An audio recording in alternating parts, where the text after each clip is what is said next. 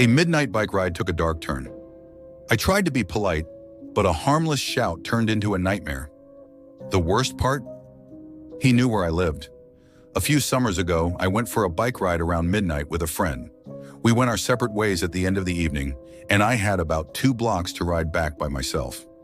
Because of construction, I had to ride on the sidewalk, but the streets were dead, but it wasn't a problem until right where I was about to turn left onto my street. There was this man walking by himself, maybe 40s, a little scruffy, but not homeless. The sidewalk was narrow and I didn't want to freak him out, so when I got about 6 feet behind him, I said, "Hey, behind you." And he turned around and gave me this super angry look. I turned down my street and he started to follow me, literally screaming about how I was a fucking cunt and he was going to kill me and all that.